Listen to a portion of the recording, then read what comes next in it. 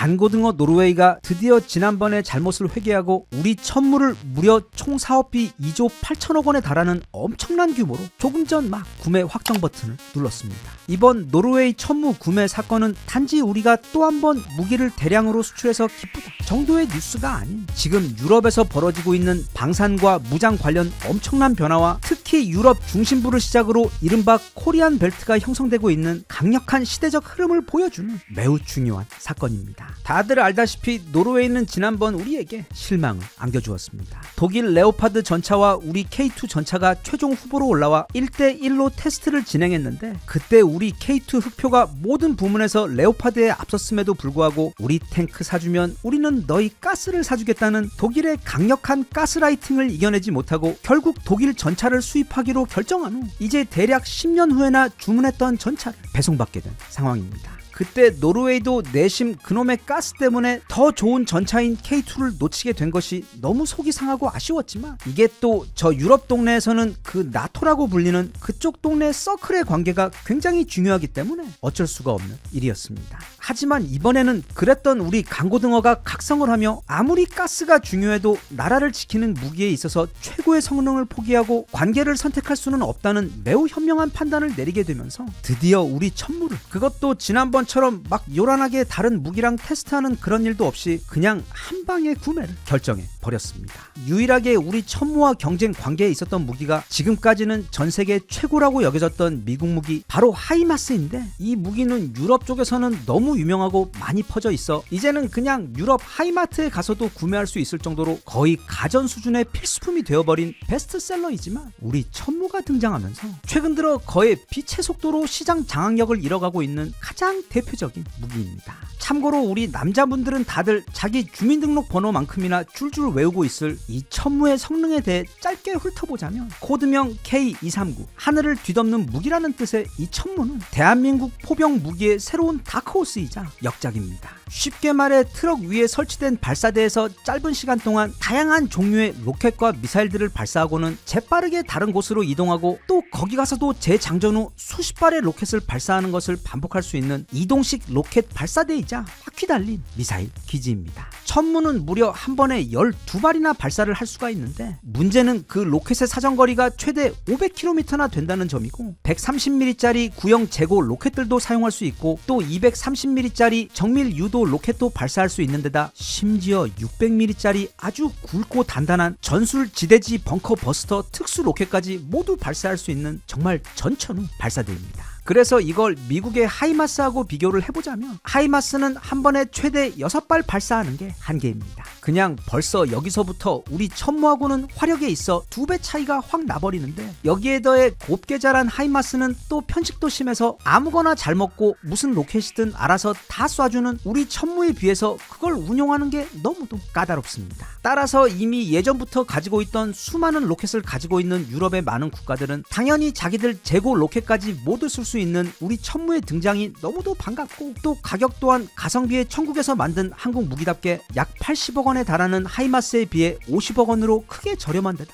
무엇보다 이 하이마스의 경우 이게 마치 넷플릭스를 구독하는 것처럼 그냥 무기를 구입해서 내가 원하는 대로 사용할 수 있는 게 아니라 GPS 코드 통제와 까다로운 블랙박스 정책에 더불어 심지어 고장이 나도 마음대로 뜯어서 정비할 권한조차 미국은 주지 않아. 이거 내가 무기를 싸우려고 산 건지 모시려고 산 건지 헷갈릴 정도로 너무도 까다로운 게 바로 미국의 하이마스입니다. 그에 반해 우리 천무는 고객님이 사셨으면 그걸 우리 쪽으로만 쏘지 않으면 그 무기는 이제부터 고객님 마음대로 원하시는 대로 사용하시면 되고 만약 사용하다가 고장이 나시면 직접 수리를 하실 수 있도록 우리 전문가들을 파견해 교육까지 시켜주는 것에 더해 아예 정비에 필요한 장비까지 모두 함께 세트로 제공해주는 것을 넘어 폴란드나 이집트처럼 아예 현지에다가 공장까지 차려줘서 이러니 그 어떤 국가도 한번 실수로 한국 무기를 구매했다가는 한국과 즉시 사랑에 빠지며 이후부터 절대로 헤어나오지 못한다는 그 무서운 사랑의 블랙홀에 빠지게 되면서 그 다음부터는 이제 다른 무기들도 모두 한국 무기만을 찾게 되는 것입니다.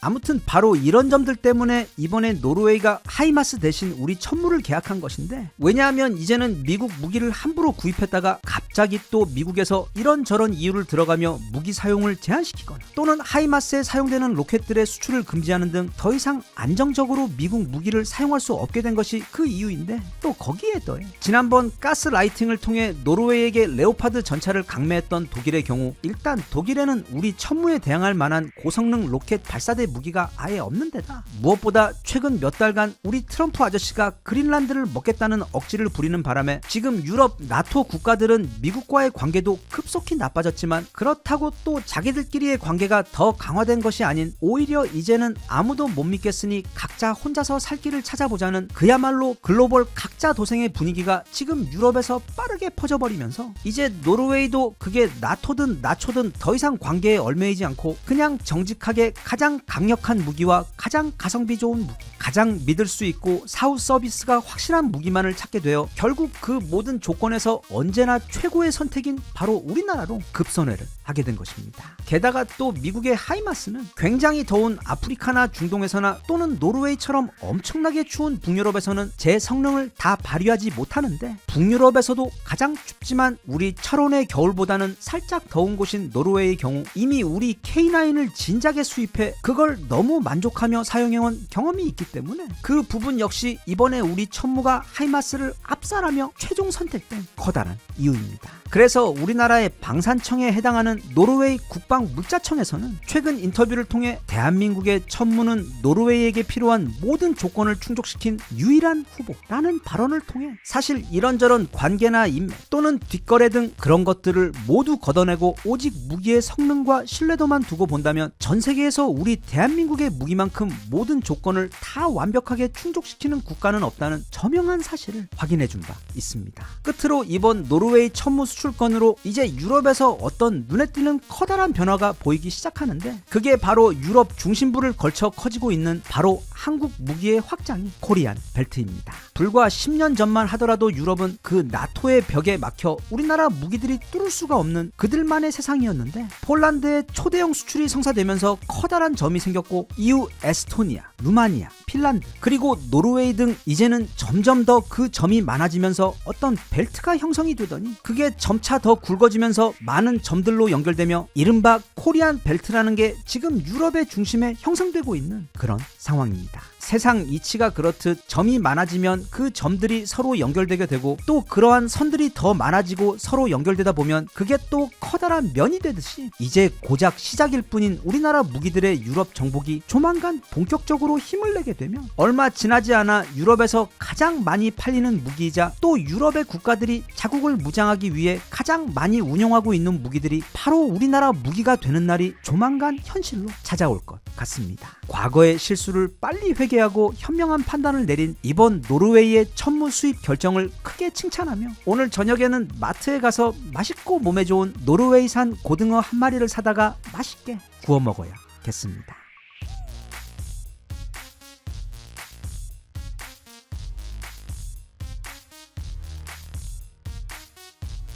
Even if you tried, you wouldn't understand it. Maybe something's missing inside of you.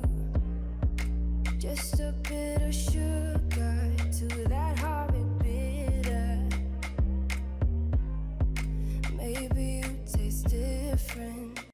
한국이 독일을 제쳤습니다. 물론 이게 축구였으면 좋겠지만 이번엔 경제입니다. 우리나라의 경제 체질을 보여주는 코스피는 지난해 동안 무려 76%, 그리고 올해 한 달 동안에도 23%나 오르며 지금 전 세계에서 가장 강력한 드라이브를 걸며 최고로 빠르게 오르고 있는 시장으로, 최근 발표된 블룸버그의 기사를 보면 한국 증시의 시총은 이제 3조 2,500억 달러로 3조 2,200억 달러인 독일 증시를 앞질러 버렸습니다. 와, 정말 거북이처럼 굉장히 오래 살다 보니까 이런 날도 보게 됩니다. 다들 기억하시겠지만 지난 약 몇 년 동안 전 세계 증시는 무서운 불기둥을 세우며 미국, 중국, 일본, 유럽 할 것 없이 엄청나게 올랐는데, 그때 유독 우리만 거의 제자리에 있거나 증시가 떨어지며 그 축제에 함께하지 못했었는데, 이제 특히 반도체 슈퍼 사이클의 도래와 인공지능과 로봇 시장의 폭발적인 성장 전망에 힘입어 이제 우리나라도, 아니 이제는 우리나라가 전 세계에서 가장 빠르고 강한 위력으로 지금 전례 없는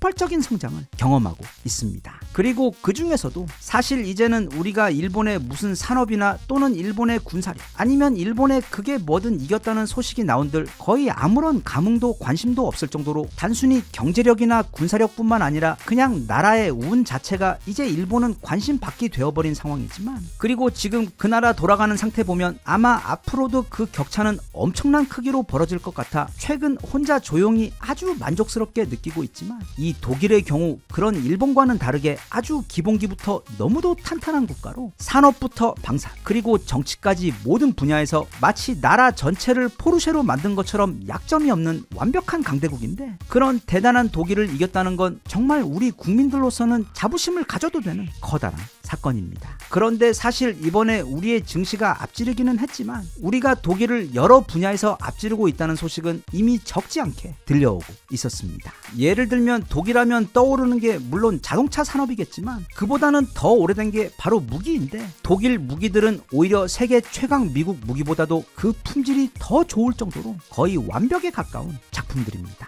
하지만 그런 독일의 무기들을 최근 한국산 무기들이 해외 시장에서 박살을 내고 있습니다. 그냥 최근 사례만 좀 찾아봐도 캥거루 호주에서 엄청나게 이슈가 되었던 바로 그 차기 장갑차 사업에서 우리 한화의 레드백은 독일 라인메탈의 링스를 이겨버리고 최종 수주를 따냈는데, 참고로 링스는 그 사건 이전까지만 해도 전 세계에서 적수가 없다고 할 정도로 가장 완벽한 장갑차였고, 한편 우리 레드백은 사실 그 호주 수주 사건 이전에는 들어보지도 못했던 정말 뜬금없이 갑작스럽게 등장한 새로운 무기였습니다. 그런 걸 생각해보면 도대체 우리나라 한화나 현대 로템 창고에는 지금 이 순간에도 또 어떤 무서운 신무기들이 쟁겨져 있고 아니면 개발 중에 있을지 우리나라는 진짜 신기한 나라입니다. 그리고 독일의 안방인 유럽 루마니아에서 치러진 자주포 사업에서도 우리나라의 자랑이자 전 세계를 지키는 최고의 불바다 K9이 독일의 자랑인 판처 하우비체 2000을 누르고 수주를 따냈고, 이제는 또 너무 지겹다고 얘기할 폴란드의 경우 자주포는 물론이고 그 이름도 쩌는 우리의 K2 흑표가 그것도 글로벌 방산 역사에서도 손에 꼽힐 만큼의 역대급 규모로 수출되었습니다. 그 외 간고등어 노르웨이 차기 전차 수주전에서도 보면, 물론 결과적으로 보면 그때 독일이 치사하게 노르웨이에게 만약 너네가 우리 전차 구입해주면 대신 우리가 너네 가스를 많이 사주겠다고 가스라이팅을 하는 바람에 결국 모든 테스트에서 우리 K2가 압도적으로 우수했음에도 불구하고 간고등어는 결국 독일상 전차를 구입하고 아마 10년 후쯤에나 그걸 배송받게 된 상황인데, 더해 그 외 이제 시야를 유럽을 넘어 중동이나 남미 그리고 동남아 쪽으로 돌려보면 지금 전 세계 시장에서 과거 전성기를 구가했던 독일 방산은 한국 무기들에게 엄청난 속도로 최근 밀리며 시장이 빠르게 쪼그라들고 있는 상황이며, 앞으로 이런 상황은 더욱더 심해질 전망입니다.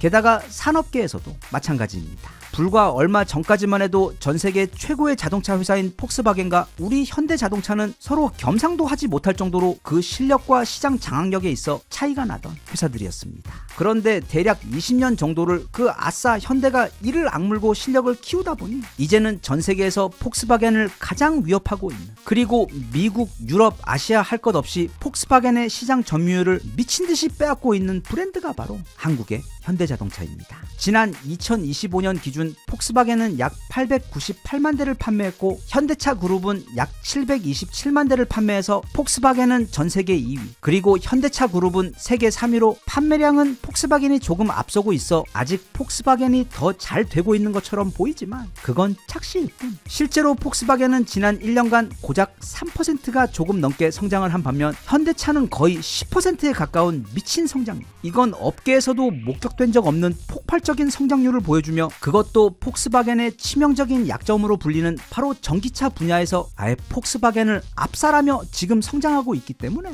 많은 전문가들이 빠르면 바로 내년부터 또는 늦어도 2년 안에는 이제 전 세계 2위 자동차 브랜드는 더 이상 폭스바겐이 아니라 현대차 그룹이 될 것으로 대부분 전망하고 있는 것처럼, 이미 독일의 자존심인 자동차 시장에서도 한국은 독일을 빠른 속도로 추월하고 있는 중입니다. 게다가 더 무서운 건 폭스바겐은 그저 옛날 방식으로 사업을 하며 예전부터 잘 되던 사업을 지금 간신히 운영 중인 상황으로 인공지능이나 특히 근미래 현재의 자동차 산업의 최대 50배 규모로 성장하게 될 로봇 시장에 대해서는 거의 손을 놓고 있는 실정으로, 그런 반면 현대차는 지금 바로 그 로봇 시장에서 이미 전 세계 3대 회사이며 테슬라나 피규어 원과는 달리 산업 전용 휴머노이드에 집중하며 아마 대략 5년 후에는 매우 안정적으로 전 세계 1위 산업용 및 범용 로봇 회사가 될 확률이 현재 매우 높은 상황입니다. 즉 미래는 독일보다는 한국 편입니다. 게다가 또 독일의 자존심과 같은 핵심 기업들, 그러니까 우리나라로 치자면 한화나 SK 같은 기업들이 최근 해외에 매각되는 경우가 많은데 그 회사들을 사들이는 곳이 거의 대부분 다 한국 회사들입니다. 한국 타이어가 독일의 대형 타이어 회사인 라이펜 밀러를 인수했고, 두산 중공업이 독일의 발전소 원천 기술을 가진 렌체스사를 인수했으며, 한화 솔루션이 독일 태양광 1위 기업인 큐셀을 인수하며 현재 그 한화 큐셀은 전 세계 태양광 시장 1, 2위를 다투는 기업이 되었고, 삼성 SDI는 독일의 마그나 슈타이어 배터리 팩 사업부를 그 사업부 전체를 그냥 통째로 사버렸으며, 그 외 삼성전자는 그 이름도 찬란한 독일 명가 GF의 ADAS 자율주행 센서 및 카메라 사업부를 최근 인수한 데 더해 네이버 랩스의 경우 독일 제록스 리서치 센터 유럽을 인수하며 그쪽의 핵심 독일 출신 AI 최고 인재들을 모조리 흡수해버리는 등, 사실 그냥 자잘한 것들까지 여기서 다 이야기하려면 우리는 내일까지 이거 계속 듣고 있어야 할 정도로 지금 우리나라는 우리와의 경쟁에서 밀려 사업이 정체되었거나 경영 자금난에 빠져버린 수많은 독일의 핵심 기업들을 그냥 싹쓸이하고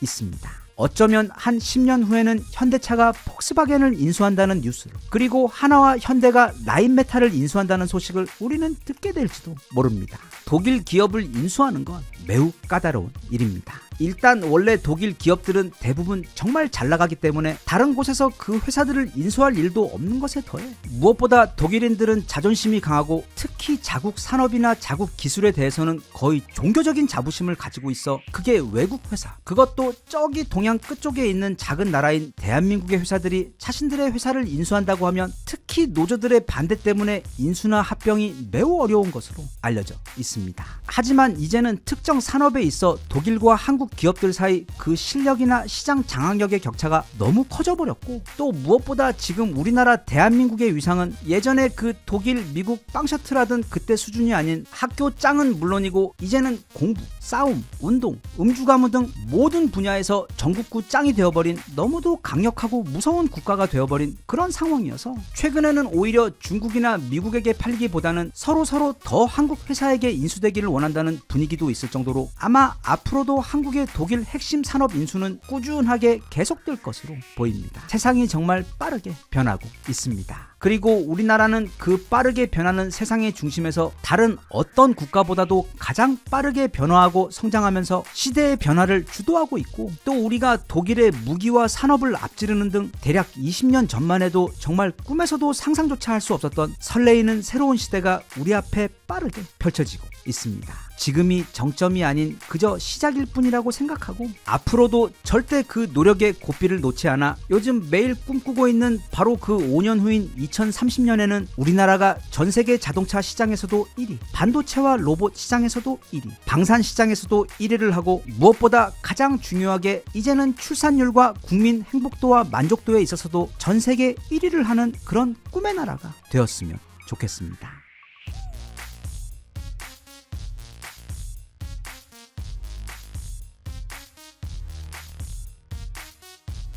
Even if you tried, you wouldn't understand it. Maybe something's missing inside of you.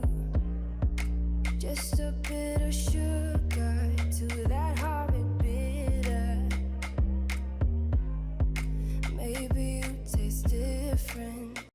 매 순간이 수많은 선택으로 이어져 있는 우리들의 삶에서 가장 저평가된 힘이 바로 직감입니다. 직감. 그러니까 우리는 그걸 촉이라고도 부르고 또는 육감이라고도 부르는데, 이게 뭔가 데이터만으로는 설명할 수가 없지만 내 내면에서 어떤 강력한 목소리가 들리면서 모든 조건이 너무도 완벽해 보이는 사람임에도 불구하고 절대로 이 사람을 만나서는 안 된다는 경고를 하거나, 또는 진짜 최고의 기회처럼 보이는 어떤 투자 제안에 대해서도 이상하게 찝찝한 기분이 들게 해서 결정을 망설이게 만드는 그런 경우, 또는 그런 부정적인 경우와는 반대로 소개팅에서 어떤 사람을 만났는데 그 사람이 말하자면 스펙 같은 면에서는 가장 훌륭한 선택은 아니었는데도 뭔가 내면에서부터 이 사람을 꼭 잡아야 한다는 느낌, 이 사람이야말로 평생을 함께 가도 좋을 사람이라는 그런 따뜻한 확신 같은 것을 경험하게 되는데, 그게 바로 직감이라는 힘입니다. 우리 모두 인생을 살아오면서 누구나 다양한 상황에서 그걸 여러 번 경험했고, 또 시간이 지나고 나서는 그때 내가 그 느낌을 무시하지 말았어야 했는데 와 같은 기억이 몇 번은 있을 정도로, 이게 과학적으로 어떻게 설명을 할 방법이 없어서 그렇지 결과적으로 보았을 때 그게 아무런 근거가 없는 느낌도, 또 결코 틀린 느낌도 아니었다는 걸 많은 사람들이 공감하듯, 이 직감은 우리가 살아가며 하는 많은 선택들, 예를 들면 결혼할 배우자를 선택하거나 직장을 선택하거나 아니면 어디에 투자를 할지에 대한 결정 등 우리 인생 속 수많은 선택의 그 과정에 있어 거의 항상 존재하며 매우 중요한 역할을 하고 있으며, 그래서 만약 우리가 이 능력을 좀 더 제대로 알고 더 적극적으로 활용할 수가 있게 되면 그건 우리가 삶에서 마주치는 그 수많은 중요한 선택의 길목에서 내게 더 유익하고 더 나은 결과를 보장하는 선택을 할 수 있도록 해줄 것이기 때문에 그 중요도와 실용성이 매우 높다고 할 수 있습니다. 그런데 앞서도 말했듯 이게 딱히 과학적으로 설명을 할 수 없어 그냥 미신이나 아무 쓸데없는 좀 유별난 기분 정도로만 치부되어 온 게 사실인데, 하버드의 경영대학원 교수였던 로라 후앙은 이 직감에 관한 부분을 끈질기게 파고들고 연구해서 직감이라는 힘을 우리가 인식하고 활용할 수 있는 방법을 찾아내 정리했습니다. 그리고 그런 연구 과정과 발견을 정리해서 직감의 힘이라는 한 권의 책으로 정리를 했는데, 그녀는 이 책을 쓰기까지 주로 전 세계 최고의 투자 전문가들과 성공한 경영인들 그리고 스포츠 스타들을 인터뷰해서 그들이 어떻게 자신의 직감을 더 확실하게 인식하고 또 그 힘을 활용해 자신의 분야에서 커다란 성공을 거두었는지 그 과정과 방법을 자세하게 설명해주고 있습니다. 이 책의 내용 가운데 우리 같은 보통 사람들에게 있어 가장 실용적이고 활용도가 높은 수준에 맞춰 일단 그 직감의 힘이란 무엇이고 그걸 어떻게 활용할 수 있는지에 대해 아주 간략하게 정리를 해보자면 다음과 같습니다. 첫째, 이 직감이라는 것은 영어로는 겉 필링이라고 부르는데, 겉이 사람의 몸을 뜻하고 필링은 기분이기 때문에, 즉 우리말로는 육감에 해당되는 단어입니다. 다시 말하면 머리가 아닌 몸으로, 또 데이터뿐만이 아닌 그 데이터만으로는 알 수 없는 어떤 신비한 영역의 정보를 우리의 몸이 감지해서 그 위험에 대해 또는 기회에 대해 몸이 우리에게 말해주는 현상을 말합니다. 그리고 저자 로라 후앙의 설명에 의하면 그 직감은 크게 세 가지 방식으로 우리에게 전달되는데, 그 첫 번째이자 가장 흔한 형태가 바로 유레카 상황입니다. 예를 들면 이제 사업을 시작하려고 결정하고 회사명 또는 브랜드명을 고민하고 있었는데, 어느 날 책을 읽다가 거기에 보이는 어떤 한 단어가 마치 혼자 형광색으로 써져 있는 것처럼 확 눈에 들어오며 바로 이거야 와 같은 확신이 온몸으로 느껴질 때와 같은 그런 상황인데, 참고로 그게 바로 그 유명한 메신저 앱인 트위터의 이름이 결정된 경우와 같습니다. 창업자인 잭 도시는 자신이 원하는 사업의 이름을 찾지 못해 꽤 오래 고생을 하고 있다가 어느 날 책을 읽다가 거기에서 트위터라는 단어가 눈에 들어오며 바로 그 이름이 자신이 찾던 것이라는 확신을 온몸으로 느끼며 회사명을 결정하게 된 사례입니다. 직감의 유레카 상황의 특징은 바로 그 놀라운 수준의 확신에 있습니다. 딱히 어떤 데이터가 충분히 준비가 돼 있어 이론적으로 그런 확신을 뒷받침해 주는 것도 아닌데도 그냥 이거다라는 강력한 확신이 온몸으로 느껴지는 경우입니다. 두 번째 방식은 스파이디 센스라는 방식인데, 그 명칭과 같이 마치 스파이더맨의 예민함 감각처럼 위험이 닥쳐올 때 딱히 논리적으로 설명할 수는 없지만 뭔가 기분이 쎄하며 무언가 잘못됐다는 은밀한 경고음을 울리는 기분으로, 이건 보통 연애나 결혼 또는 사업을 위해 다른 사람과 새로운 인연을 맺을 때 자주 등장합니다.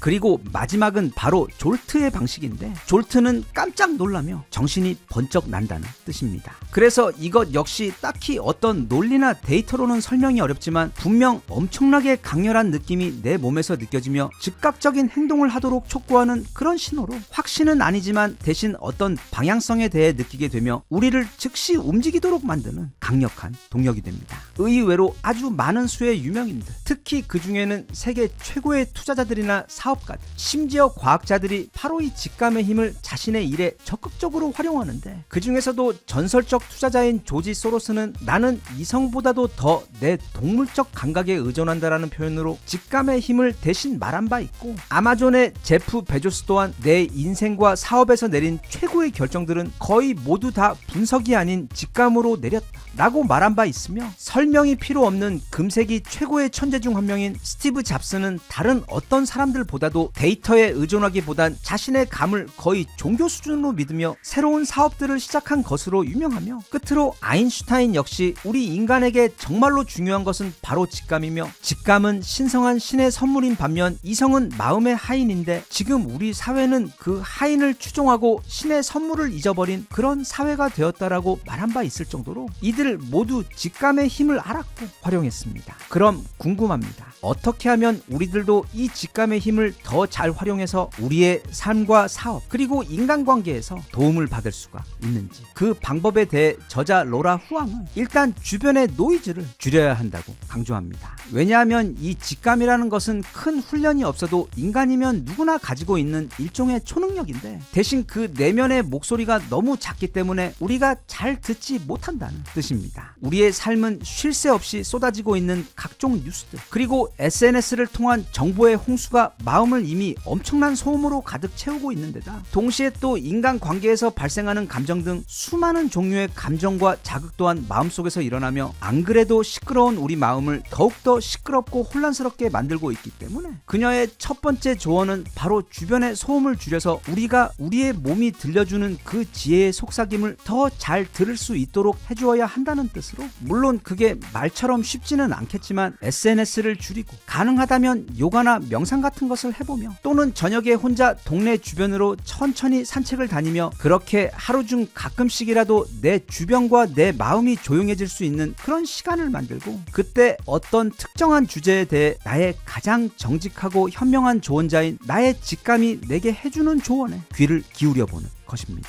그리고 로라 후앙은 우리에게 이 직감에 있어 한 가지 잘못된 믿음에 대해 경고하는데, 일부에서는 인생은 노력이 중요한 게 아니라 명상 같은 것으로 직감의 목소리 또는 신의 목소리를 들어 최고로 현명한 어떤 답을 찾는 것이다 라고 말하는데, 로라 후앙이 연구한 바에 따르면 이 직감이 작동하는 방식은 개인과 개인마다 너무도 다양하고 다를 수밖에 없는데, 그 이유는 각각의 사람마다 인생에서 다른 경험을 하며 살아왔고, 또 바로 그 경험들이 그 직감의 중요한 재료로 활용되기 때문이라고 설명합니다. 그녀는 이 부분을 설명하며 영화 머니볼에서 주인공 빌리 빈은 오직 데이터만을 가지고 야구팀을 꾸려 성공한 사람이긴 하지만, 그것과 더불어 그가 과거 야구선수 생활을 하며 최고가 되기 위해 엄청난 노력을 했다. 그리고 실패를 해야 했던 그 야구 선수로서의 경험이야말로 그의 직감의 힘을 완벽하게 해준 재료였다고 설명합니다. 그래서 이걸 좀 더 실용적인 측면에서 풀어 설명하자면, 진인사 대천명이라는 유명한 격언, 즉 인간이 할 수 있는 모든 노력을 한 다음에 하늘의 뜻을 기다린다 라는 말처럼, 나의 직감이 내게 더 유익하고 도움이 되는 조언을 해줄 수 있도록 우리도 해당 주제에 대해 고민하고 연구하고 알아보고 분석하는 그런 노력들을 절대로 게을리해서는 안 되고, 대신 그렇게 노력을 한 후에는 그저 그 데이터들로만 어떤 중요한 결정을 내리려고 할 게 아니라, 앞서 말한 그게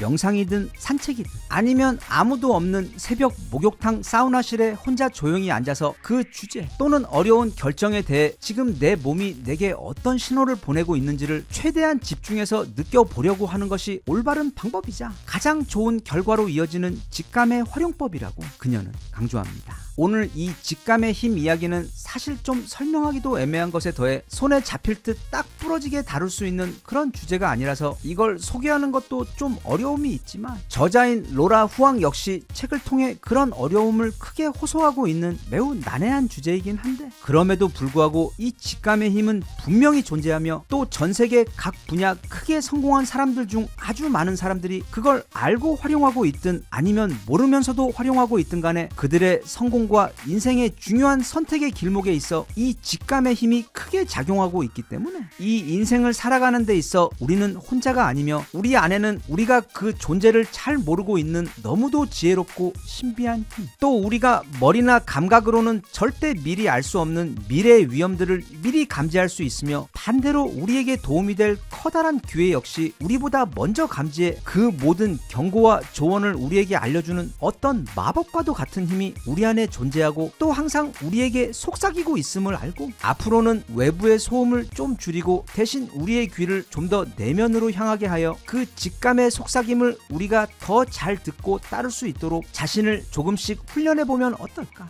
싶습니다.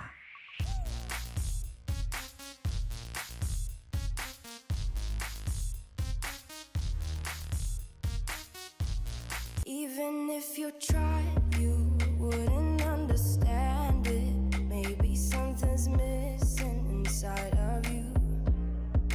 Just a bit of sugar to that horrid bitter. Maybe you taste different. 지금은 최고의 시절이자 최악의 시절이다. 바야흐로 지혜의 시대이자 어리석음의 시대이며 빛의 계절 희망의 봄이자 어둠의 계절 절망의 겨울이 도래했다. 지금 우리 앞에는 모든 것을 가지고 있어 다들 천국으로 가고 있지만 동시에 우리 모두는 그 반대 방향으로 달려가고 있다. 이건 제가 정말 좋아하는 책인 찰스 디킨스의 두 도시 이야기의 첫 문장입니다. 당시 유럽은 여기저기에서 거대한 혁명과 기술적 발전이 동시에 일어나며 그때도 세상이 너무도 빨리 변하고 있어 많은 사람들이 다들 미래에 대한 큰 꿈과 기대에 부풀어 있었지만 동시에 기존 세상 역시 너무도 빠른 속도로 무너지고 있어 이 문장은 당시에 그런 혼란스러웠던 시대를 표현한 근사한 문장이었는데 무려 그때부터 200년이나 지난 2026년 1월 지금 찰스 디킨스의 저 오래된 문장은 오히려 지금 우리가 사는 세상을 너무도 완벽하게 묘사해주고 있습니다. 지금 나이가 어느 정도 있으신 분들, 그래서 과거 90년대 그리고 2000년대를 거쳐오며 그때도 세상이 정말로 말도 안 되게 빠르게 변했다며 지난 30년 그 격동의 세월을 몸으로 체험하며 직접 목격하며 살아오신 분들은 아마 크게 공감하시겠지만 요즘 우리 주변 세상의 변하는 속도와 규모는 과거와는 비교가 되지 않습니다. 즉 지금 세상은 지난 7000년 인류 역사상 가장 빠른 속도로 가장 커다란 변화의 소용돌이 그 중심에 있으며 앞으로 뭐가 어떻게 될지 예측도 어려운 그 인공지능 기술과 지난 90년대 영화 속에서나 보던 로봇들이 이제는 실제로 등장하며 정말 전례 없는 속도로 우리가 한 번도 가보지 못한 새로운 세상 속으로 빨려 들어가고 있고 그와는 별개로 전 세계 여기저기에서는 다시금 포성이 울리며 전쟁의 시대가 도래했고 그러자 국가들은 그동안 비워놓았던 무기고를 급하게 채우고 있는 데다 무엇보다 지난 2차 대전 이후 그리고 1991년 소련의 붕괴와 냉전의 소멸로 약 70년 동안 우리가 사는 이 세계의 평화를 가져다 주었던 미국 중심의 평화 그리고 견고했던 민주주의와 자본주의 시대 또한 지금 빠르게 막을 내리며 이제는 모두가 잠재적 적이자 동시에 친구가 되는 그렇게 아무도 서로를 믿을 수 없는 각자 도생의 시대가 펼쳐지며 이제는 앞으로 이 세상에서 어떤 일이 일어날지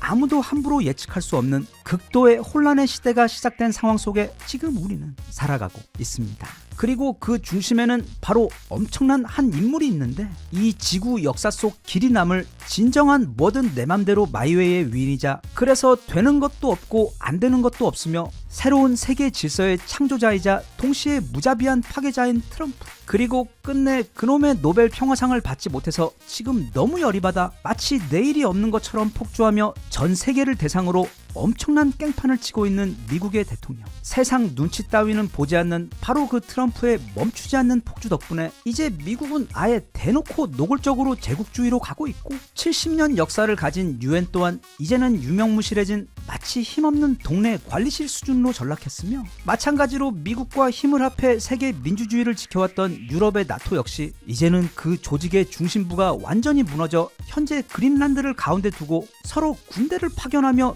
미국과 위협과 대치하면서 어제의 동지가 오늘의 적이 되어 충돌 직전까지 가고 있는, 정말 뭐가 어떻게 돌아가고 있는지 감히 예측할 수 없는 극도의 혼란의 시대가 지금 이 순간 펼쳐지고 있습니다. 그런데 정말 아이러니하게도 우리나라는 트럼프의 그 엄청난 종합 깽판 퍼레이드 덕분에 지금 전 세계에서 가장 커다란 수혜를 받고 있는 나라가 되고 있습니다. 그리고 이미 벌써부터 그 수혜가 고스란히 우리나라의 위상과 경제에 빠르게 반영되고 있는데, 그건 그냥 시작일 뿐이고 앞으로 최소 4, 5년 동안 우리나라는 과거 90년대 또는 2000년대 초반에도 볼 수 없었던 그야말로 메가톤급 폭발적 성장과 국력 증강을 이루어낼 그런 엄청난 기회와 성장의 시기를 앞두고 있어. 우리나라 반만년 역사 중 그야말로 최고의 전성기를 향해 달려가는, 말하자면 팍스 코리아나의 새벽 동이 트는 것을 우리는 지금 실시간으로 목격하고 있습니다. 일단 가장 기본이 되는 경제를 볼 때 우리나라 코스피는 최근 꿈의 숫자인 5천을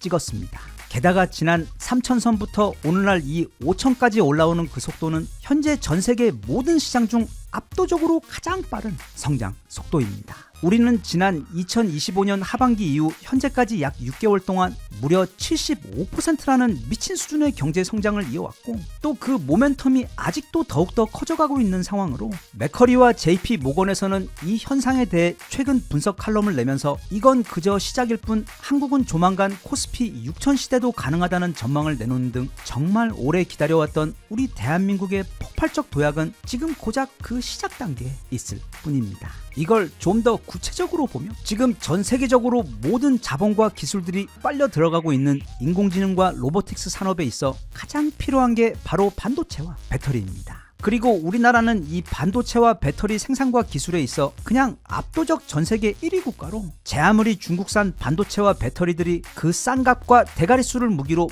물량으로 이 시장을 뒤덮으려고 하더라도 그 기술력에 있어서 우리는 그런 중국을 압살하는 수준에 도달해 있기 때문에 우리나라 반도체, 즉 핵심 메모리 제품들의 경우 이미 현재 향후 4년치 물량이 모두 다 팔린 상태에다 똑똑한 삼성은 최근 그 가격까지 2배로 올려버렸는데도 오히려 더 많은 고객들이 거기에 대해 불평을 하는 것이 아니라 앞으로 가격이 2배, 4배 더 오르기 전에 미리 더 많이 사놓으려고 지금 삼성과 SK 앞에 전날 새벽부터 와서 텐트까지 치고서는 모두 길게 줄을 서 있는 상황이며, 또 배터리 역시 이제는 전기차가 아닌 로봇이 메인이 되어가며 가성비보다는 배터리의 실제 성능이 훨씬 중요해져 효율도 떨어지고 툭하면 불까지 나는 싸구려 중국산 배터리 따위는 우리나라 배터리와는 이제 아예 게임조차 되지 않아. 앞으로 시간이 갈수록 점점 더 전세계 배터리 시장은 우리나라 회사와 제품들이 거의 독점 수준으로 장악을 해갈 것입니다. 그리고 이미 다들 너무도 잘 알고 계신, 그래서 이제 또 말하려면 서로 입도 아프고 살짝 어색해지려고 하는 최근 들어 너무나도 많이 들어온 우리나라 무기들의 경우,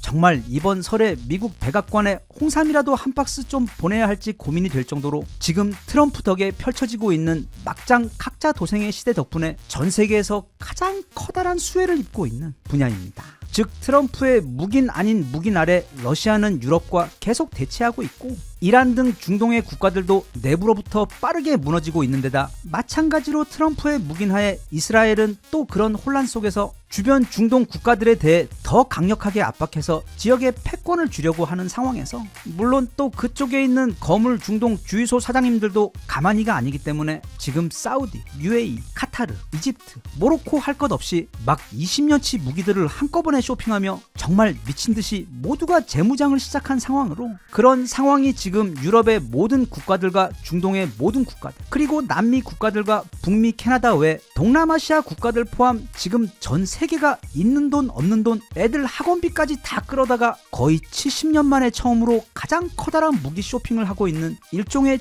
총체적 패닉 바잉 상황에서, 이때 그들이 필요로 하는 육해공 모든 종류의 무기들을 혼자 한 곳에서 엄청난 규모로 다 생산하고 있고, 게다가 그 무기들의 품질도 대부분 그냥 전세계 압도적 1위를 하거나 적어도 최상급인데 더해 이게 정말 경쟁자들을 말라 죽게 만들려고 작정을 한 것인지 가격까지 가장 합리적이고 저렴한 것뿐 아니라 가장 중요하게도 그 모든 무기들을 지금 바로 생산해서 내일 당장 배송을 해주어 그 각각의 국가들이 빠른 속도로 무장을 할 수 있도록 해줄 수 있는 있는 나라는 지금 이 지구에서 우리 대한민국이 유일한 것에 더해 마치 지금 반도체 배터리 상황처럼 앞으로 최소 10년 동안은 우리가 유일할 것이기 때문에 최근 스톡홀름 국제평화연구소가 한국은 이제 자유진영의 무기고가 되고 있다라고 표현했던 것처럼 그 모든 수요를 지금 대한민국의 방산산업이 거의 블랙홀 수준으로 다 빨아들이게 될 상황입니다. 이건 마치 모든 상점이 문을 닫은 새벽 4시에 작은 편의점도 아닌 거대한 규모의 무기종합 백화점이 대낮처럼 불을 밝혀놓고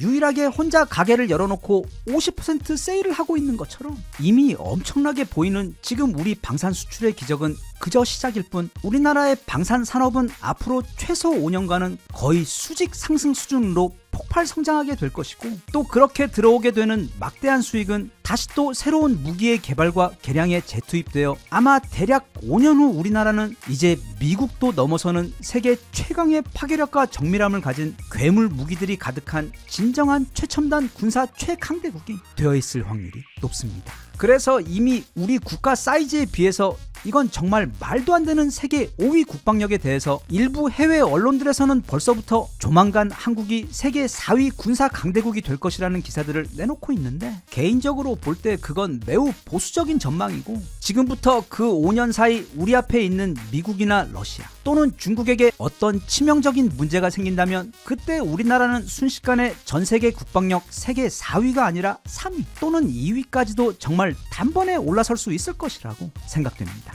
이미 다들 피부로 느끼고 계시겠지만 최근 우리나라에서 벌어지고 있는 변화는 그리고 세계 속 우리 대한민국의 위상의 변화는 그 규모와 속도에 있어 어마어마합니다. 그렇게 우리나라는 지금 전 세계 경제와 방산 그리고 외교에 있어 가장 강력한 힘을 가진 초핵심 국가로 엄청나게 빠른 속도로 혼자 솟아오르고 있는데 그런데 진짜로 커다란 변화는 아마 시기적으로 내년쯤부터 본격적으로 모습을 드러내며 그때는 진짜 우리나라가 전 세계 경제력 5위권에다 군사력도 최소 3위권 등 모든 분야에서 종합적으로 전 세계 탑3를 찍게 되는 그야말로 거짓말 같은 그런 대한민국의 황금시대가 조만간 실제로 우리 앞에 펼쳐지게 될 예정인데 그런 꿈같은 미래가 과연 어떻게 우리에게 찾아오게 될지 같이 한번 살펴보겠습니다. 누가 친구인지 누가 적인지 알 수 없는 그런 세상입니다. 그리고 어제의 친구가 내일의 적이 될 수도 또 어제의 적과도 내일 어쩔 수 없이 손을 잡을 수도 있는 그야말로 대혼돈의 시대인데 우리가 사는 이 지구촌은 모든 국가들이 서로 다 촘촘하게 그리고 다방면으로 깊이 얽혀있기 때문에 절대로 혼자 고립되어서는 생존할 수가 없습니다. 즉 누군가와는 손을 잡아야 합니다. 바로 그렇기 때문에 지금 우리 대한민국의 위상이 더욱더 빠르게 높아지고 있습니다. 왜냐하면 대한민국은 지금 전 세계 국가들이 가장 신뢰하는 가장 안전하고 믿을 수 있는 국가임과 동시에 작은 바늘부터 자동차, 나아가 반도체부터 무기까지 모두 생산하는 전 세계에서 유일한 최강 종합 제조국가이기 때문입니다. 진짜 우리가 요즘 못 만드는 건 애기밖에 없습니다. 다만 이것도 앞으로 우리나라 상황이 빠르게 좋아지면서 많은 젊은 친구들이 새롭게 가정을 꾸리며 언제 그랬냐는 듯 아이들도 다시 많이 태어나게 될 것이라고 생각하고 있습니다. 그래서 이제 이 혼란스러운 세상에서 각각의 국가들은 자기들이 믿을 수 있는 국가를 선택해야 합니다. 어느 세상이든 사회의 불신이 깊어질수록 신뢰는 가장 귀하고 높은 가치를 가지는 사회적 자원이 되는데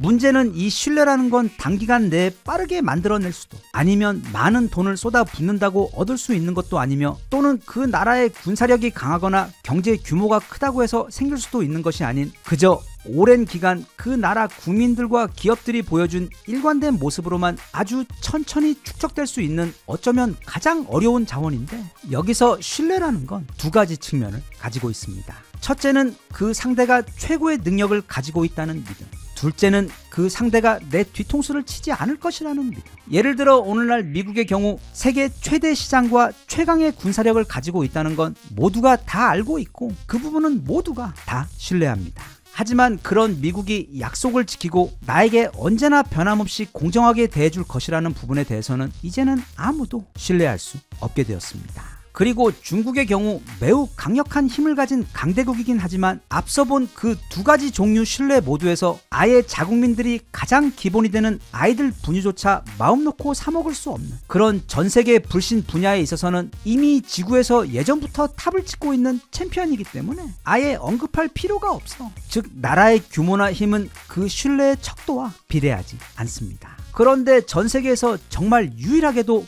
국력과 신뢰는 물론이고 그 나라에 대한 호감도까지 모두가 최상급 수준으로 한결같은 나라가 딱 한 곳이 있습니다. 그게 바로 우리가 지금 살고 있는 이 나라, 대한민국입니다. 우리나라는 전 세계에서 그 비교 대상 자체가 없는, 그러니까 그냥 나라가 뭐든 미친듯이 잘 만들고 그게 뭐든 메이드 인 코리아라고 하면 일단 묻지도 따지지도 않고 신뢰부터 가는 그런 나라인데다 무엇보다 전 세계 강대국들 가운데 가장 선한 나라, 평생 그 어떤 나라를 괴롭히거나 다른 나라를 침공하고 빼앗아서 나쁜 짓을 하려는 그런 역사 자체가 없고 오히려 눈물 없이는 들을 수 없는 너무도 힘들고 아픈 역사에도 불구하고 그냥 자기들끼리, 그것도 얼마 되지 않는 그 작은 숫자로 차돌처럼 똘똘 뭉쳐 정말 쉬지 않고 항상 뚝딱뚝딱 노력해가며 매번 고비를 가까스로 넘겨오며 착실하게 성장하더니 오늘날에는 드디어 개발 도상국에서 선진국으로 올라서더니 이제는 경제나 군사력뿐 아니라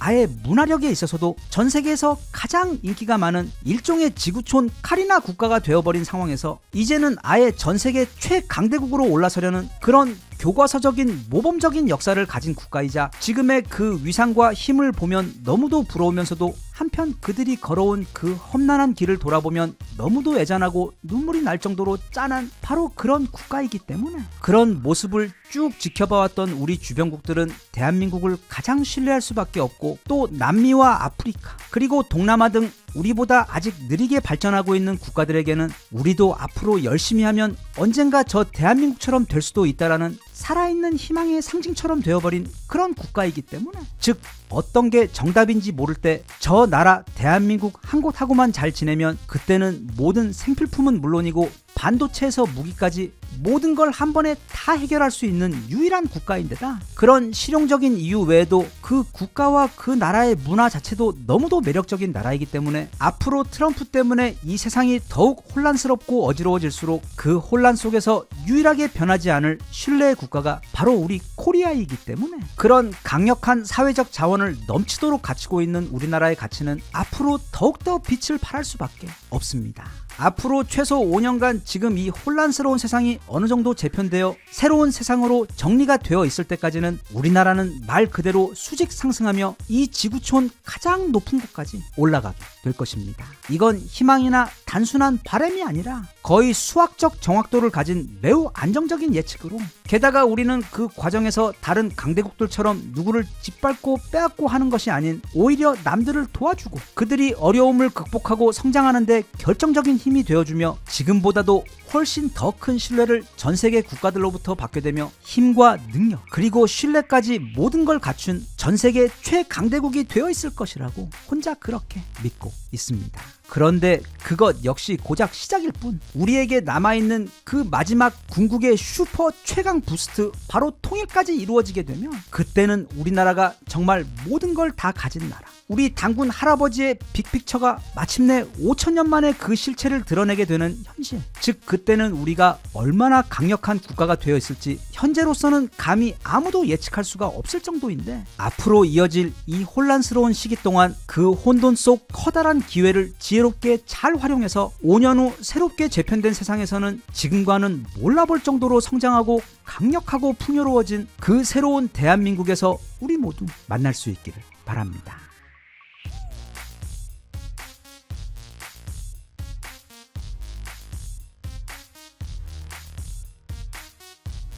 Even if you tried, you wouldn't understand it. Maybe something's missing inside of you.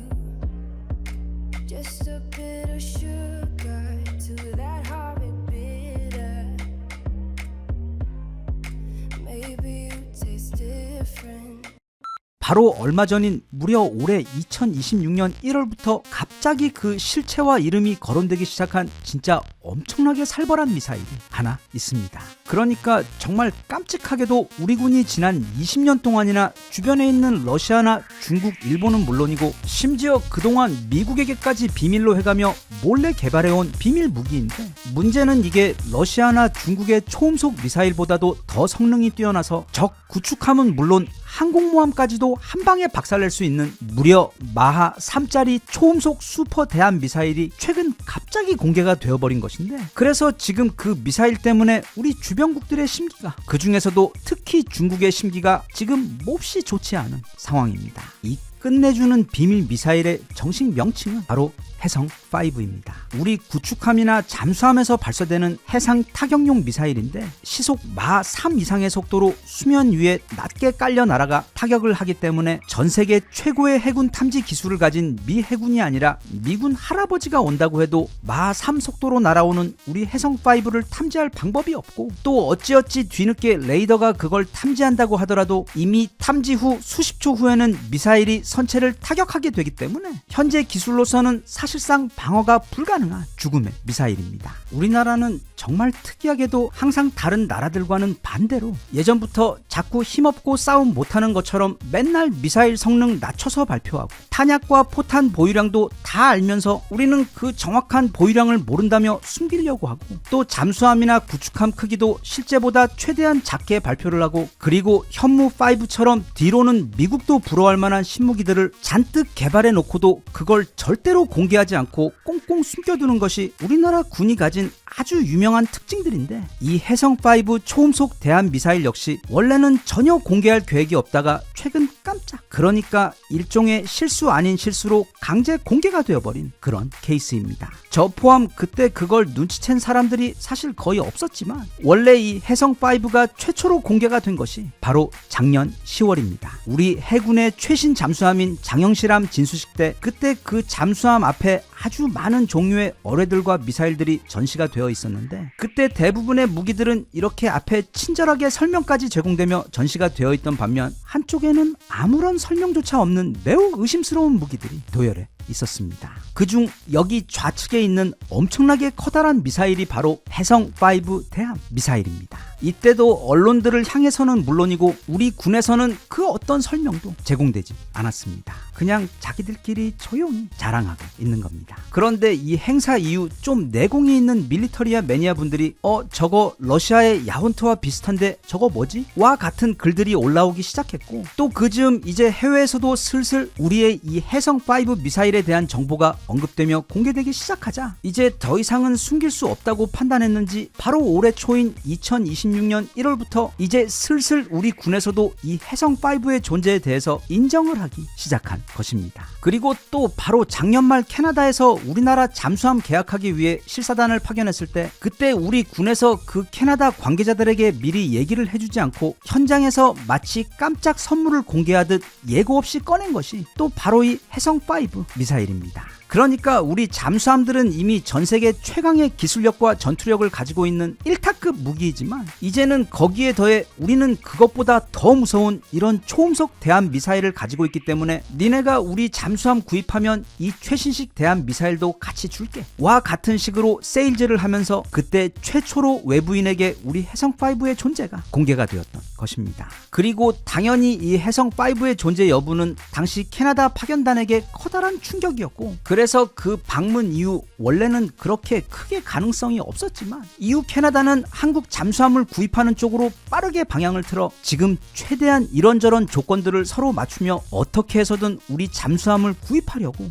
노력하고 있는 것입니다. 아마 이번 60조 원짜리 캐나다 잠수함 계약이 결국 성사된다면, 그건 물론 우리 잠수함들의 성능이 워낙 좋아서이기도 하겠지만, 아마 우리 잠수함과 함께 사용할 수 있는 바로 이 무시무시한 해성5의 존재 때문이기도 할 겁니다. 참고로 우리 군이 이 해성5의 개발을 시작한 것이 무려 지난 1990년도입니다. 그 시절 벌써 이런 말도 안 되는 초음속 대함 미사일을 구상하고 또 개발에 착수했다는 뜻인데, 그래서 이후 약 20년이 넘는 기간 동안 개발을 해온 다음 드디어 지난 2021년에 개발을 완료했고, 그래서 2022년부터 이미 우리 군의 전력화까지 다 끝낸 상태입니다. 그런데도 지금까지 공개나 자랑도 단 한 번도 하지 않고 차곡차곡 무기고에 쌓아두고 왔던 것입니다. 이 해성5가 대단한 이유는 물론 그 성능부터 사실 좀 말이 안 되는 수준인데, 그러니까 대략 시속 3,800km에 해당하는 마 3의 속도로, 그것도 바다 수면 위에 착 달라붙어 저공 비행하며 날아가 그 어떤 레이더로도 사전에 탐지가 안 되는 유령 같은 미사일로, 사실상 이 미사일은 요격이 불가능하기 때문에 이것만 충분히 보유하고 있다면 아무리 많은 적 함대라도 또는 심지어 항공모함이라도 도대체 어디에서 뭐가 날아왔는지 적이 알기도 전에 다 타격해 수장시켜버릴 수가 있게 됩니다. 게다가 또 이 해성5는 그 사거리가 무려 500km나 되어 정말 엄청난 원거리에서 타격을 할 수 있는 데다, 또 이런 종류의 대형 최첨단 미사일 중에서는 매우 드물게 군함에서는 물론이고 잠수함에서도 발사를 할 수가 있습니다.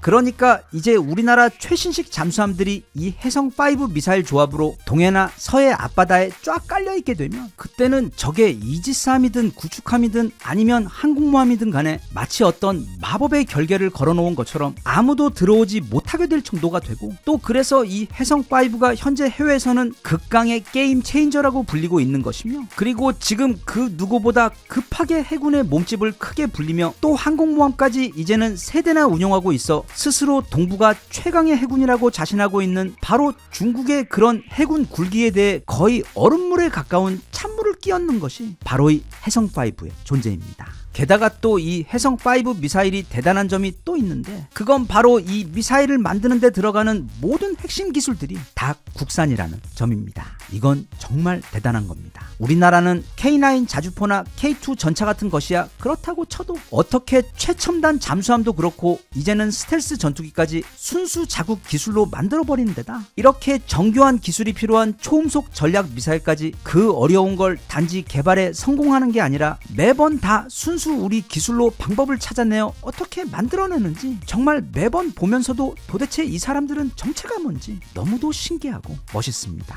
이 해성5가 시속 약 3,800km에 해당하는 마 3의 속도로, 그것도 바다 수면 위에 착 달라붙어 낮게 저공 비행해서 500km를 혼자 날아가 대략 오차 범위 1m도 안 되는 미친 정확도로 적 함정의 옆구리나 함교를 번개처럼 때려 침몰시키기 위해서는 일단 가장 우선적으로 필요한 기술이 바로 램제트 엔진 기술입니다. 그런데 우리나라는 그냥 일반 램제트 엔진 기술도 아닌 자체적으로 덕티드 램제트 엔진 기술이라는 걸 개발해서 기존 제트 엔진보다 더 효율적으로 비행을 할 수 있게, 결국 더 먼 사거리를 날아갈 수 있게 한 데다 또 그 최고 속도 또한 크게 늘려 결국 사거리가 500km 이상이나 되는데도 마 3 이상의 속도로 날아가 적 함정에 꽂힐 수 있도록 만들어 현재 이런 기술에 있어 교과서라고 불리고 있는 러시아의 야온트와 비교해도 더욱 강력하고 완성도가 높다는 평가를 받고 있는 상황입니다. 우리나라가 화력에 미쳤다는 건 이미 다른 나라 초등학생들 사이에서도 이제 소문이 다 나서 사실 지구인 모두가 알고 있는 내용인데,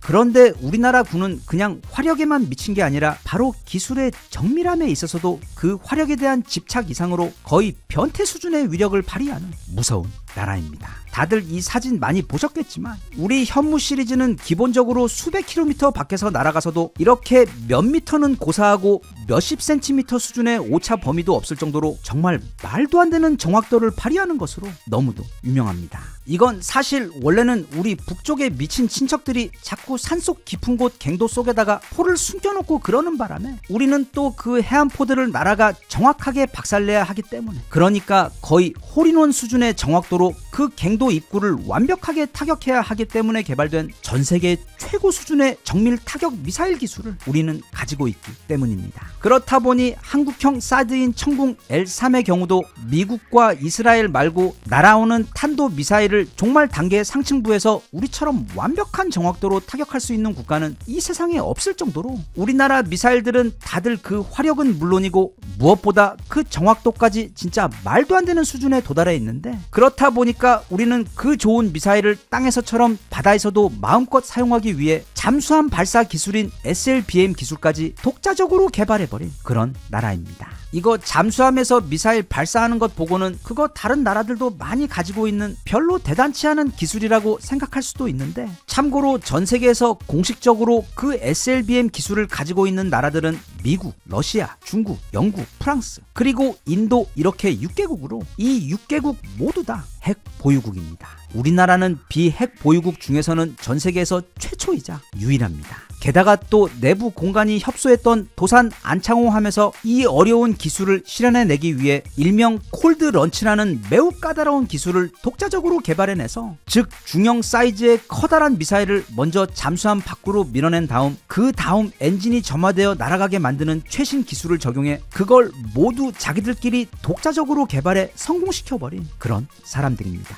아무튼 이제 이 해성5에 대해서도 강제 공개가 되어버려 온 세상이 다 알게 되어버렸기 때문에 아마 앞으로 우리 군은 이 해성5를 보다 적극적으로 전력화하고, 또 캐나다 등 지금 진행 중인 잠수함과 구축함 세일즈에도 앞으로 적극적으로 포함시켜 활용을 할 것 같으며, 그리고 앞으로는 이제 창고 가장 깊숙한 곳에 꽁꽁 잘 숨어있는 우리 현무6와 해성6의 정체에 대해서는 지금처럼 실수로 들켜버리지 않도록 아마 더욱더 조심할 것 같습니다.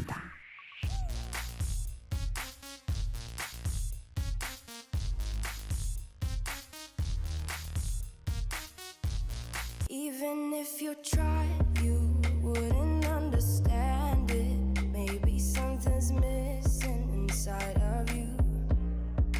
Just a bit of sugar.